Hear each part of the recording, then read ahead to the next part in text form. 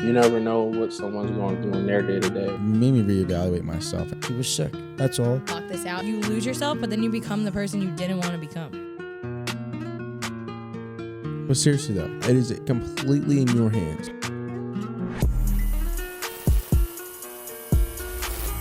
So our next guest is a sneaker enthusiast from Manayunk. You've seen him DJing in the city, or you've tried one of his Tonka Teas. Ladies and gentlemen, Eric Vanderslice. What's up? What's up? What's up, brother? Thanks for coming on. Thanks for having me, man. First pod. Yeah, it's my first podcast ever. And I know we were talking a little bit before, and you have a story that you, like a really crazy story that you like want to tell.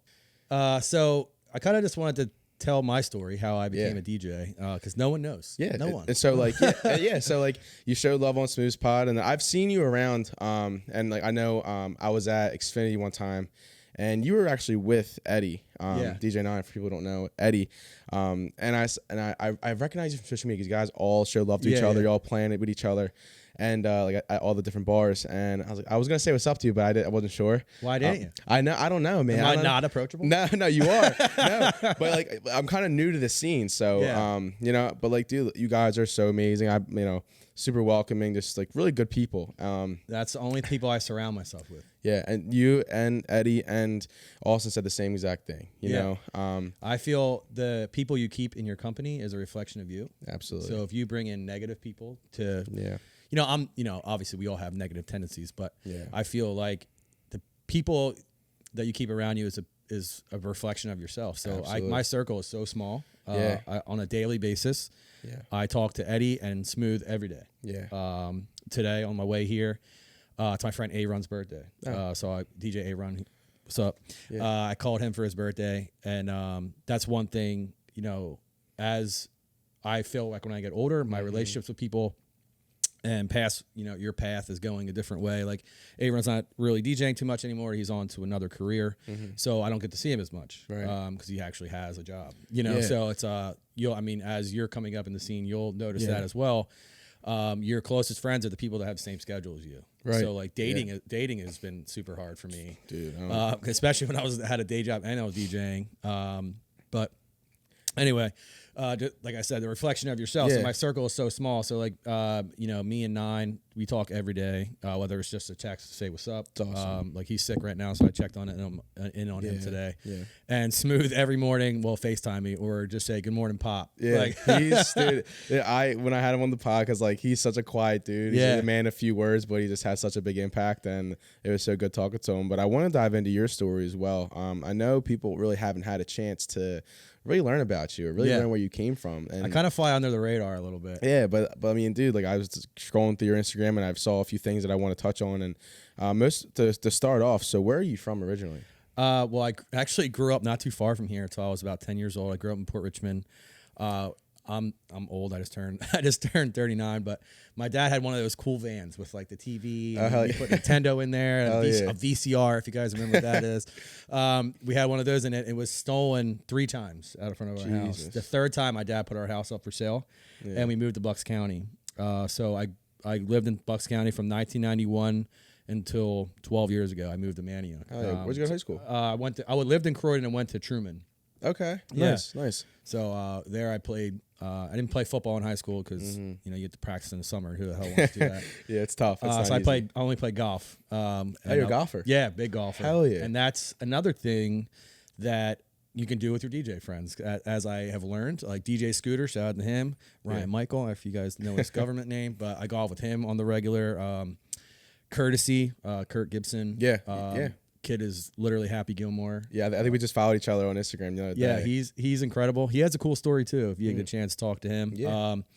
There was a couple of DJ. I just met DJ Nader I think last year. Okay. He just invited me to this cool course we played. I played awful, but I was grateful that he invited me.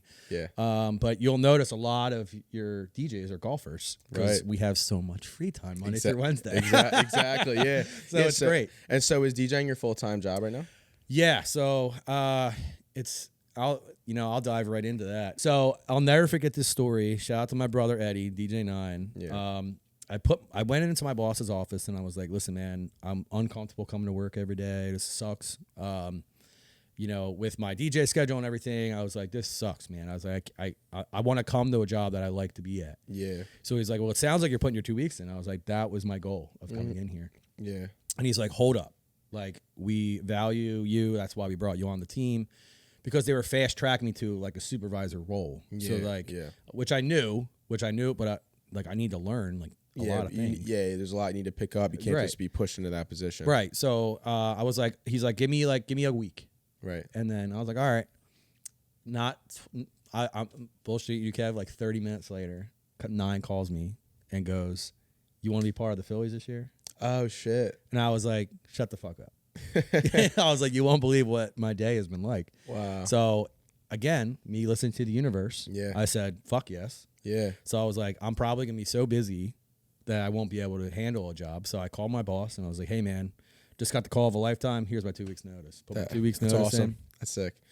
And that's how I live my life now. Yeah. Is like, I listen to what the universe is telling me. Right. So like if I'm depressed one day, like I reflect and I just chill and just relax, go to the gym, clear my head, and then figure out where I'm supposed to do that day. Yeah, you're you don't get yourself too psyched out or you don't think too far ahead in terms of like having yourself get so worked up. Right. That's kind of how I work too in a way. Like where if something happens, you know, you always say it'll pass. It'll get better. Yep. So, you know, you just have to believe that and obviously, you know, there has to be action put towards, you know, the universe to in order to get it back.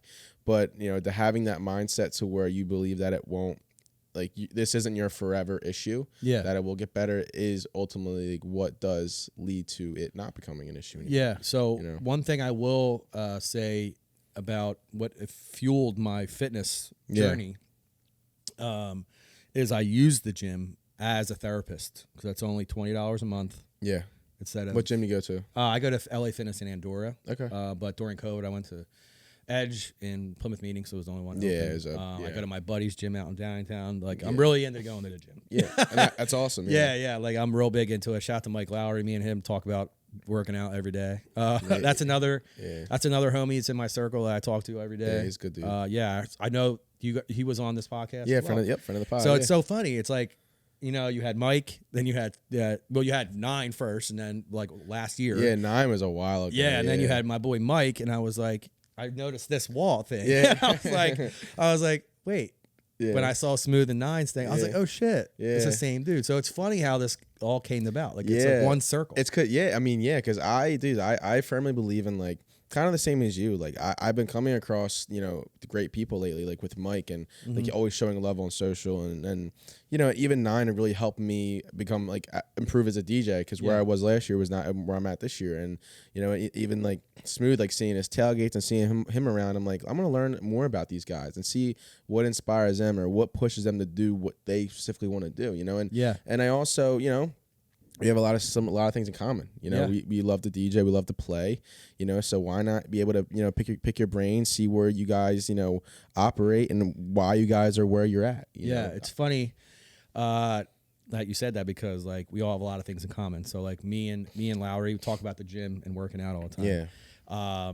Me and Smooth, we bond. It's funny, we bond over like TV shows like Sopranos and stuff like that. Yeah.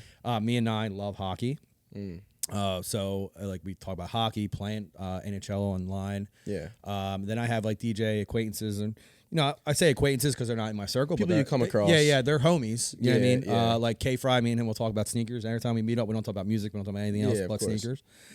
Big sneakerhead, obviously. Yeah, and that's important too. Yeah, you know, having things outside of work. And that, So one thing I will say to any DJs or like listening that are coming up is like find people that you relate with, man. Yeah. Like that's one thing that helped me get to where I am today. Yeah. I'm not saying I'm anywhere. I'm not anybody special, but you've accomplished a lot. I mean, DJing in front of 27,000 people out of 47. 47. Excuse me. Yeah, right. Yeah, my last one, my last game, that's so the World Series game was 47,000. That's amazing. That must have been a great.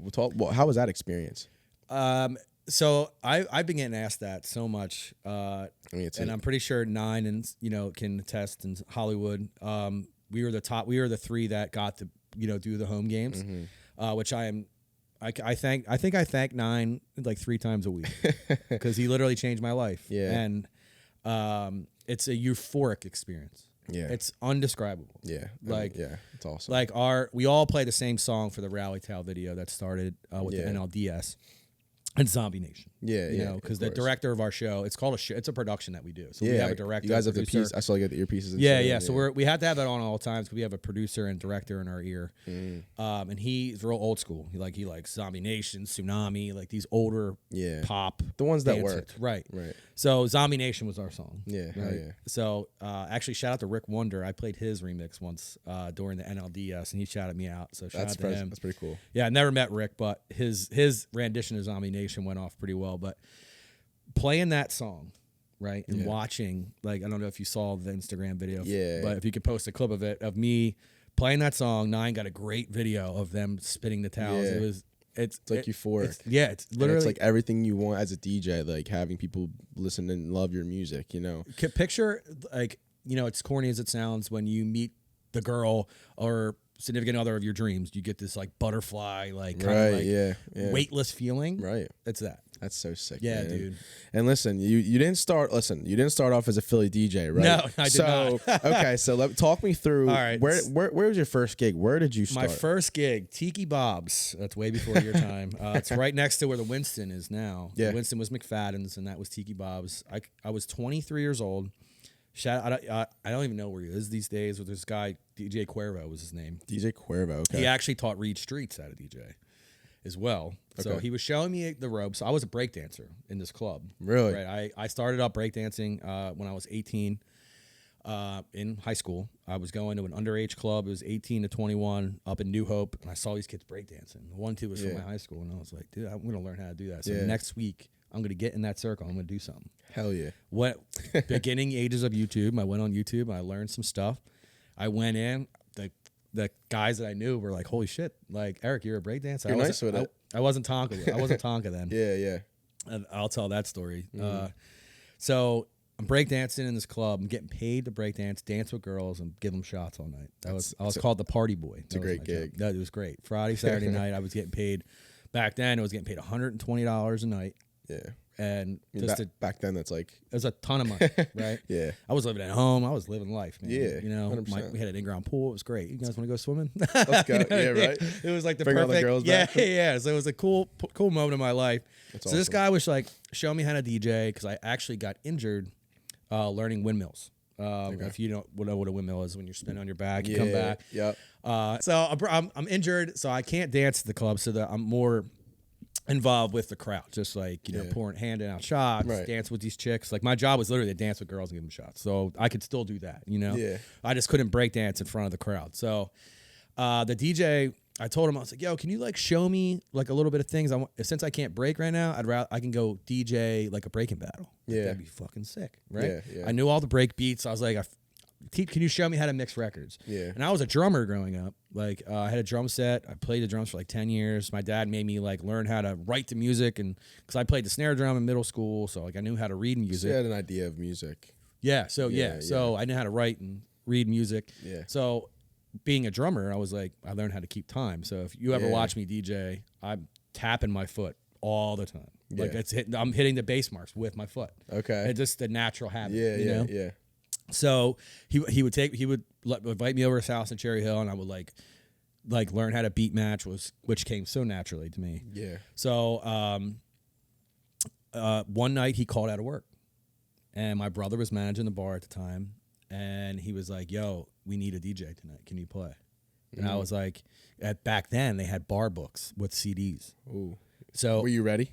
I was, because I've been practicing. So I was like, fuck it. Put me on, man. Yeah. So I already had the nickname Tonka at that point, and no one knew my real name. Right. Like, So you just went by Tonka. I went by Tonka. Like, people, you know, obviously people knew my name was Eric, but no one called me that. And so putting a pin in that, where did the Tonka come from? So breakdancing, 18 years old in Shampoo, maybe 19 years old. Soho was DJing. Okay. DJ Soho, if you know him. Shout out to Soho. That's my dude. Me and him go way back. He used to DJ for just us breakdancers an hour and a half before as the club was like evolving. Right, so we were like the openers. Yeah. You know, we were like the opening thing, because people just crowd around and like watch us until they get until they, you know, started getting, you know, whatever. So I kept falling out of this move. It's called an air chair, where it's like you literally balance your whole weight of your elbow on your back and your feet are up in the air. And my move was always like this. It's called a hand glide. It was where I balance my whole weight on my palm, on my balls of my feet, and I spin.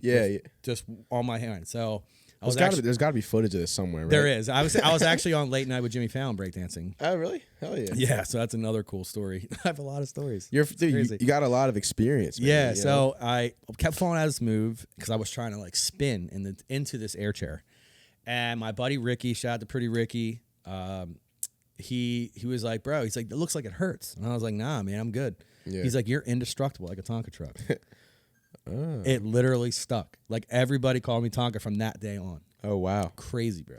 Actually, my tag because I graffiti too, so like not as much anymore as an adult, but I write Tonka truck, TRUK, and it just stuck. Literally, no one ever called me Eric after that. That's crazy. So when my brother put on the flyer at Tiki Bob's DJ Tonka, because we did these Wednesday night parties.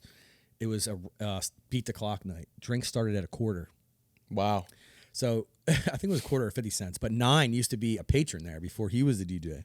So he was going there, and I was there as a worker. But we never knew each other. Interesting. He might have been there the first night I ever DJ'd. We were not really sure because it was we can't confirm it. We can't confirm it, but he thinks he might have been because he remembers the dude that taught me that would be there. That's so cool. So my brother put on the flyer DJ Tonka, and then from there I was hooked, bro. Yeah. Like I used to do these stupid industry parties on Mondays at Club 27. Rest in peace. It was Monday nights. No one came out but my friends and my breakdancer friends. I owe so much to them in the beginning. Yeah. They came to all my gigs and we're breakdancing in the beginning of my gigs, getting the crowd involved, you know. Shout out to all those people, man. It sounds like you have a lot of good people who just helped you get to where you. To be honest, man, I wouldn't be anywhere if it wasn't for the relationships I built throughout my life. Right. Because anything I've ever done in my life has always been like either kind of like given my way, and then when I had this awful ego. I started the DJ drummer thing with my buddy from the Starting Line. Starting Line is a pop punk band that was like popular in the early 2000s. Right. He was my neighbor.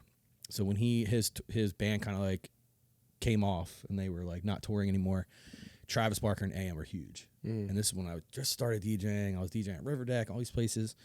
And then I used to bring in my gigs once we got like good. Yeah. And, like, we were doing this, and then I was playing all these rooms I had no business playing yet. Right. Like I played Denim, which is was Whisper and all these other places, but back when it was Denim, it was the place to be. Like the spot, yeah. You DJ'd there, you can play DJ anywhere. It's the biggest room in the city. Right. So it was semi after hours as well. So I picked up an ego. And this is where the positivity you put out into the world and the negativity you put out in the world comes into effect. I was a dick. Basically, right? Like I didn't know. I thought I was on top of the world, so I would literally not care what people thought, like all these things. So me and him played Mad River Paloozas all the time. Yeah, like crushed it. Crushing shit, bro. Like, and I'm playing Casbah and AC, which it's Dare now, but it doesn't matter. But I was playing these bigger clubs. I had no idea why am I playing here. Yeah, like I have no idea. So I took that ego and I didn't put it aside. I'd like let it consume me. I lost relationships. Mad River stopped booking me because I was a dick. It was bad. So I got a reality check when Mad River booked my drummer with DJ Daly and didn't tell me. And my Tommy didn't tell me either. It broke my heart. It literally humbled me so fucking much, man. Yeah. It's still like me and Tommy he actually just sold me my Volkswagen, but we still don't have the relationship like we used to because he did that behind my back. And like I've been trying to piece it up with him for years. I've been trying to like bring us back as a friendship, and then I'm trying to get him work as well, like with me, because I want to start the DJ drummer thing up again because me and him were so good together. Like him and Daly crushed it. Obviously, it's a good combination. Yeah, like DJing with a drummer. I've done that for some weddings before. Yeah, and it's cool. It's definitely a cool concept. That's not popular right now anymore. So like exactly. Me, I've been trying to talk to Tommy a little bit about it. He's still a little uneasy about doing it just because how our relationship like kind of got messed up. Yeah. But that was such a humbling experience for me, dude. Like I checked myself real quick. Yeah. Because that would have never happened. The GM of Mad River would never have not booked me anymore if I wasn't a dickhead. You would have kept going. Right. So I humbled myself. I started being more positive and like bringing, more positivity in my life. And then I'm so thankful I learned that in the beginning of my career. Yeah. Because I probably never would be where I am today. Right. And I was going to ask you that. Like, did you find that positivity really did transform your career and did help you? And this is where I'll tell you, there was a promoter back in the day, Arthur Carr. I think he's in real estate now or something, but this was my time to come back. He threw a DJ battle at Mad River in Old City, which doesn't exist anymore. It was like I want to say like 10-week thing or 6-week thing. You didn't get paid, but you got the DJ and like you got voted on by like a table of judges, right? Right. I was doing these kind of sets where I'm bringing rock and roll and punk into my hip hop sets and doing all these things, smashed everyone. And then the winner got to open for Sat 1 at dusk, which was like the biggest nightclub on Tuesday nights, like Tuesday nights and the weekends. It was DJ Am's nightclub. Yeah. So I won the DJ battle, won $3,000, and I got to DJ at dusk. That's pretty cool. That's a good experience. That was when I finally got that was like my time. Like I put all this positive stuff out and then I got that. Right. And I made these relationships with these DJs. Was no hate. You know what I mean? It was I won fair and square. Like I pieced it up with everyone. The only one, we follow each other on Instagram now. Nemesis. I don't think he ever forgave me for beating him. But it's the part of the hustle, and like you have to have that. Because that's where you get to where you want to be, just by that hustle, Yeah. Because you have to love to do it. You have to want to do it, One thing I will say is, my dad was, I think me and Nine kind of shared that same thing with our fathers. Is my dad worked very hard throughout his whole life, and I get his work ethic. I get a little bit of his laziness as well, but I definitely have my dad's work ethic. I had a sick mom growing up. So my dad worked nights and took care of my mom during the day. So it was like a Tuesday and 2 jobs basically. Right. Yeah. So I think I get my work ethic from him, like because when I was DJing at Tiki Bob's back in the day, before I was DJing there, I was just a party motivator or whatever. Yeah. I worked at a car dealership with my brother as a lot attendant. I did that. I worked at a help desk for Jones New York part-time. Done a little bit of everything. I literally put my hands. I literally try to find my lane, bro. That's so cool. I think that the one thing I always come back to is music, DJing. Yeah. And DJing literally saved my life. That's awesome. That's so cool. It literally saved my life. This opportunity I have right now with the Phillies, that it literally changed my life, and I make it known. Every time. Dude, you got to wear it on your sleeve, man. You're proud of it. You're proud of yourself. I mean, that's so important. You have to be, I always say to people, you have to be your own self-advocate. Yeah. Because no one else is going to do it for you. Yeah. And it's not an ego thing, or it's not as you know now, it's not an ego thing. It's not a, me thing. It's a, no, like, I believe in myself, because that's where everyone else starts to believe in you. Yeah. Because when they see you do it, they're like, oh shit, you know what? Like he means business. Yeah. And I think a lot of people can learn from you because it didn't come right away. No. Starting when you're in the club at 19 and then you start your first gig at 23 and now you're 39, like you had that moment for you where you're like, that's why this is worth it. This is why I went through everything in my life, you know? And I'm not familiar with your career between 23 and 39, but you've done a lot that I've seen on social. You're killing it, but it happens for everyone at a different time. Yeah, and I had that short little stint with the drummer that I was playing everywhere, but because I had this fuckboy fucking ego. Yeah. That's actually one of the stories how I met Nine. So me and my drummer go to Murmur. It was an old club in the Borgata. It was under. Is this how you met Nine? Yeah, that's how I met Nine. We went there, ran a Monday night. Monday nights were industry night. So I went there. He's in a corner with all these other DJs I know, and he made fun of this vest I had on. And he didn't make fun of my mom. He made fun of my vest. I was wearing tight jeans, collared shirt, vest, and a mohawk. So I look like a fuckboy, basically. Which we would call now a fuckboy, but now it's probably in style because of Machine Gun Kelly or something. Yeah, right. So he makes fun of me, and then we become friends on Facebook or something after that night. And it turns out I lived in Croydon, which right behind the Burlington-Bristol Bridge. Yeah, it's a right. He literally lived on the other side of the Burlington-Bristol Bridge. Oh, so we're neighbors, basically. Oh, wow. So we've come to find out this. I think we start like I don't remember exactly how it all went down, but we would go to these nights in Manayunk that DJ Daly would have, these Sunday nights, and then me and him became more of a relationship. Then we found out we lived close to each other. We start carpooling, start grabbing lunch some days, playing video games online, like these kind of things. And we had so much in common, became friends, and that was a long time ago. I mean, and listen, now today, we get into your Tonka Teas, it's something that, is pretty cool. You're from Stateside. I know you're like a brand ambassador for Stateside. Yeah. And you have Tonka Teas. You brought some Tonka Teas today.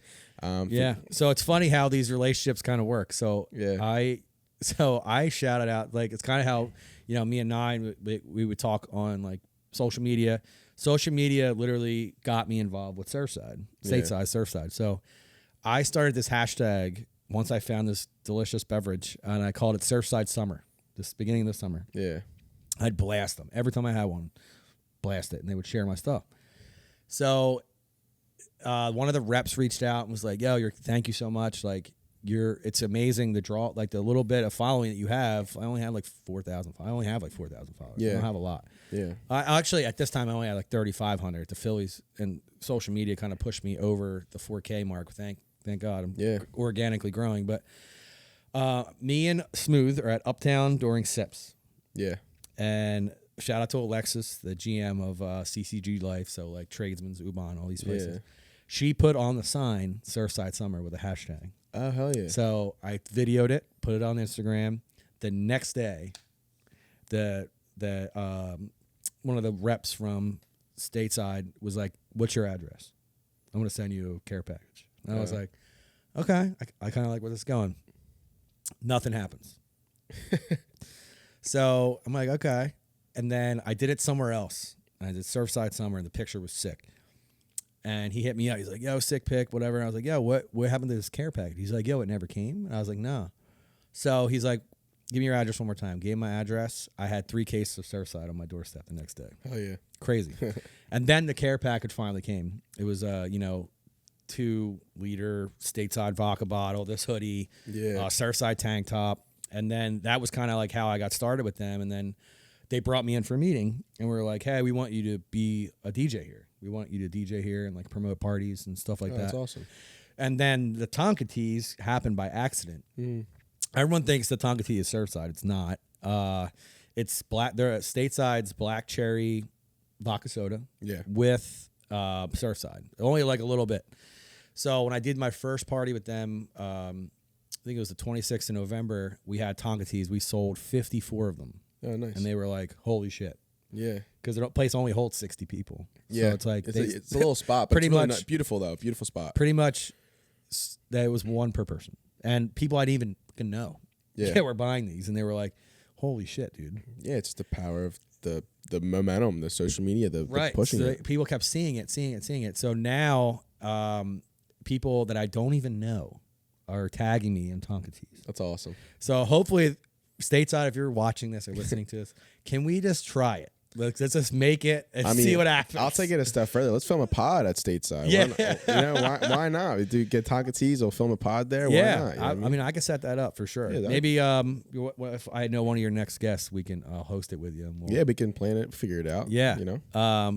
But yeah, the power of social media, man. So as you see on the table here, I brought makings of a Tonka Tea. Would you like one? Yeah, absolutely. All right. I'm going to push the mic out of the way and make you one. Let's run it.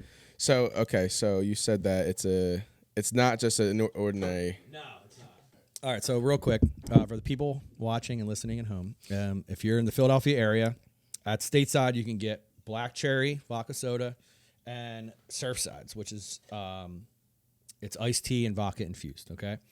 One's carbonated, one's not. So that's kind of the point we're trying to work through right now. But we're gonna give you one. I'm gonna ask you some questions too while we do it. So you mentioned that you wanted to start your own pod. Yeah. So what are you gonna call it when you do? So the one I used when I was on Twitch was Talking with Tonka. Hell yeah. Yeah. So I figured just keep running with it because I feel like it flows off the tongue very well. And I already have a logo. So. Yeah. any help you need, let me know. You only fill the bottom of the glass, so it's I want to say it's like 70-30 Okay. Hell yeah. Cheers, my friend. Cheers, brother. Cheers to Tonka Teas. Yes, let me know how you like it. All right. And be honest, too. Mm-hmm.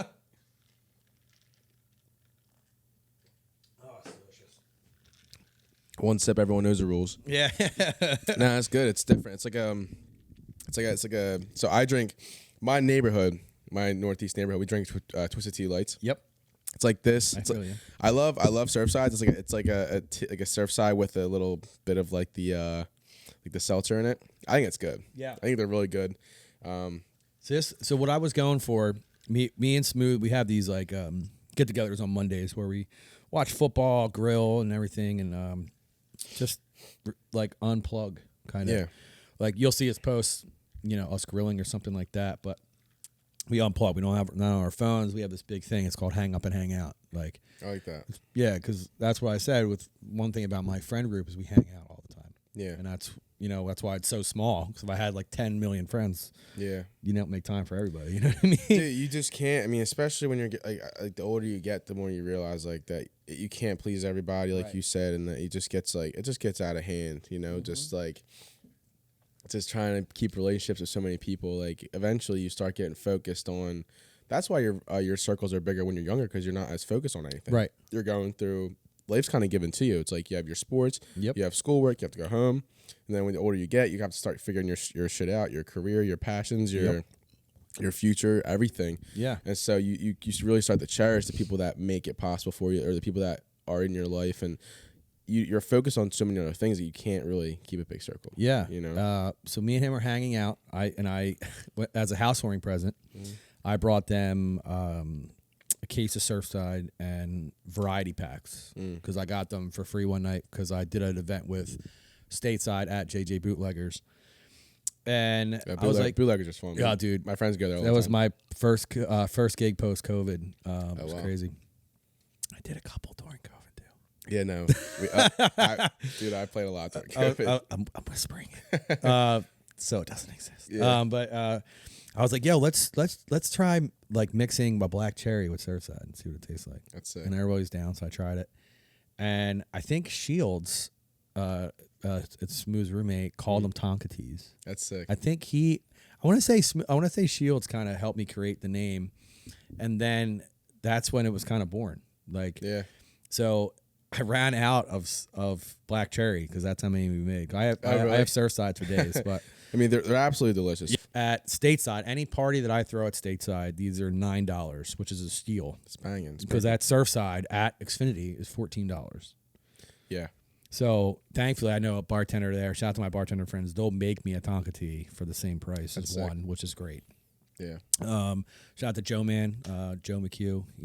He's one of the bartenders there that I know that will make me one.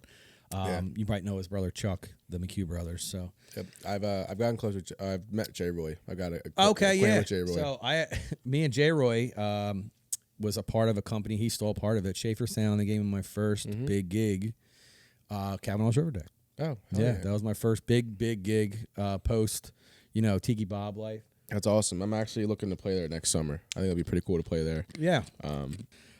So this is where I was getting at. There is no nights off. So I'm free after 8. That means I'm shaking hands with everybody. Yeah. Because once you in this industry, if there is no nights off, like I said, so Thursday night you have to be out. Mm-hmm. Like Wednesday gigs, whatever. You can go to Pace. Like Pace in Boston. Shout out to David Mai. I haven't been over there to see him. I'll hug you when I see you, bud. Yeah. But Thursday, Friday, Saturday, you're off. You got to be out. Yeah. Whether it's for an hour and a half, you got to go have a drink, shake the manager's hand. The minute you go out of people's eyesights and minds, you'll be forgotten about. Mm-hmm. So my shout out to Aaron. He preached that to me years ago, and that's still something I live by. And me and him lived up in Bucks County. So that means we're driving 40 minutes to go to the clubs and go to AC and all these places just to be seen. Yeah. You know what I mean? Yeah, absolutely. Appreciate the insight. Yeah, man. Yeah, dude. I'm trying to just pass on knowledge that no one gave me. Yeah. You know what I mean? Because when I was young, I was saying yes to all these gigs, bro. Yeah. $50 in a bar tab. Like, yeah. I didn't even drink when I first started DJing. Really? I didn't start drinking until I was like 27.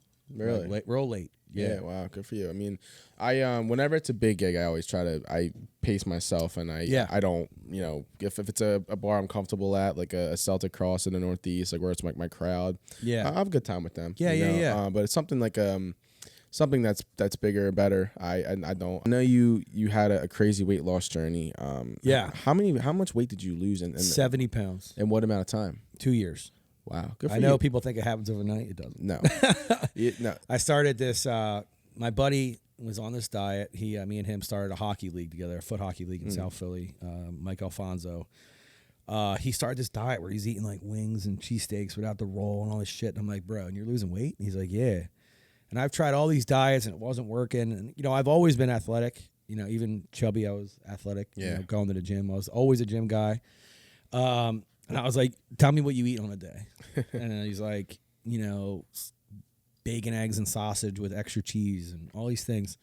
And it's called dirty keto. So I was like, I'm going to give it a try. Yeah. First 2 weeks, I lost 16 pounds. Wow. I was like, holy shit. I was like, this works. Damn. Because it's basically no carbs. Yeah. So I eat 20 grams of carbs a day. Wow. And I'm still on it. I'm still doing it. Yeah. And that's why I love Surfside. It's only 3 grams of carbs, people. Yeah. So I did that. My first cheat day was with Kurt, actually, courtesy. He invited me to this mountain house trip. It was my first cheat day in 6 months. I drank so many twisted teas. I had a stomach ache for like 3 days. Teas get you, dude. Oh, dude. We would tea each other, too. Like, you go to the bathroom, there was a tea on top of the thing or a Smirnoff Ice or something. Yep. You come out of the bedroom, you're kicking over one, so it's like 7 a.m., taking a piss. You got to fucking chug it. Yeah. So I did this diet, and I was a year in. I saw these body changes, man. It was like crazy. It's awesome. And dude, you've come such a long way. And you look Thank great. Like awesome. Your body looks awesome. The Thank fit and shape. I know because I saw the old picture. You had your reel you had. Yeah. And I was like, damn, that's two completely different people. It is. Yeah. I literally lost like a 10-year-old. Yeah. 70. I think like at my lowest, Yeah. at my lowest weight, if I was to gather it all, it was like 74 pounds or something. Wow. So I literally just followed this diet, and I was in the gym. I was playing hockey all the time. I was very active, which helps a lot. Yeah. And I hate cardio so much. Yeah. So let me ask you this. So we'll wrap up with this. I want to ask you this question for the people who are watching. So for anyone who is at a point in their life where they feel as if they're lost or may not have it put together or may not have it figured out, what's your piece of advice you would give to them? Because I know you've had such a crazy journey, and it's been so many ups and downs, and you've had your lows and you've had your highs, like the Phillies. Like, what's your advice to someone who may feel lost or may feel like they're not where they want to be yet? That's a great question. I would say focus on yourself first. What makes you happy? What made me happy the most has always been is music. Yeah. Michael Jackson, never met the guy, obviously.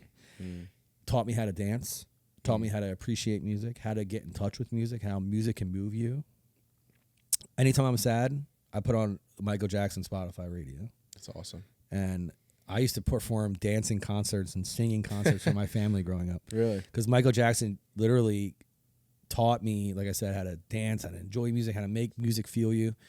And so I found that music made me happy. And when you start going to the gym and you start seeing these positive changes, it makes you more positive about your self-confidence. Because when I was overweight, I put on an extra large shirt on one day and it was tight.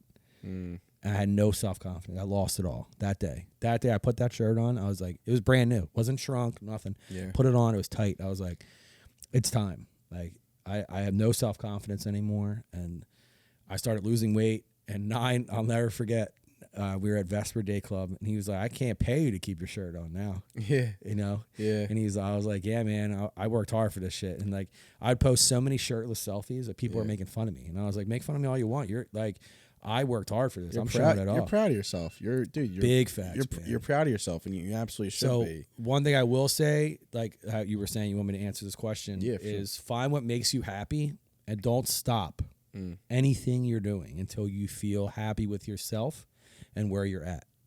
Because once that you lose that happiness, you have to find it again. Yeah. You'll find it again. It just takes time. And that's where, I thank Nine every day is he gave me my love again for music. because, you know, I listen to music, I still DJ and stuff like that, but I was in a rut.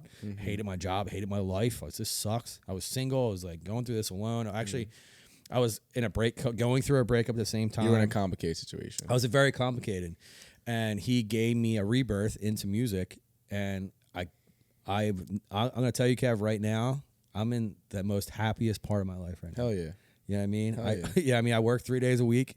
You know, I'm chilling. You know, money is, you know, it's good, but it's not like, you know, working 2 jobs kind of money. But right. I'm comfortable. I'm great. Good. I feel great. And you know, one thing I will say about the gym, when I'm having a down day, the first place I go every morning when I don't feel the right way, I go to the gym. And so so here you go. I'll close it with this. You gotta find your gym.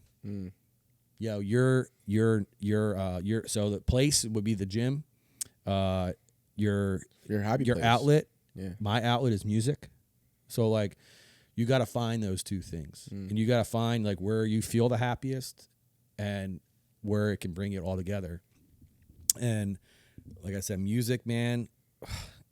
I you know, we all have those gigs where we're like, fuck, like this sucks. Yeah. You know, there's no one there. This sucks. You have to have them. So you have those gigs. So we all have them. I don't care how popular they are. You have these gigs where you're like, the first 2 hours, you're like, want to like put a mix on and go sit at the bar. You know what I mean? Yeah. But when the party's rocking, man, it literally feels like time is standing still, and you're just like having a good time. Yeah. You know? Yeah.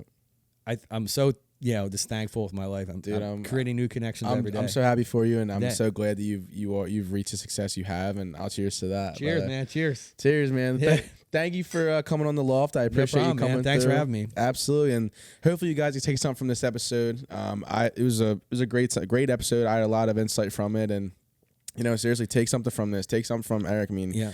Dude, you've done so much, and thank you. You know, and you're continuing to do a lot, and I'm excited to come out and see you play. I'm excited to, you know, just to, you know, to see how far you go and see what else you do. I appreciate that. Everybody on YouTube, if you want to see part 2, drop it in the comments below. We'll film it. We'll film it at stateside. Yeah, we'll definitely do that. But thanks for having me, and if you ever want to pop out to one of my gigs, pull up. Absolutely, ladies and gentlemen, this has been the Loft. I'm Kevin Nichols. That's Tonka. Eric Vanderslice. Peace, guys. Peace.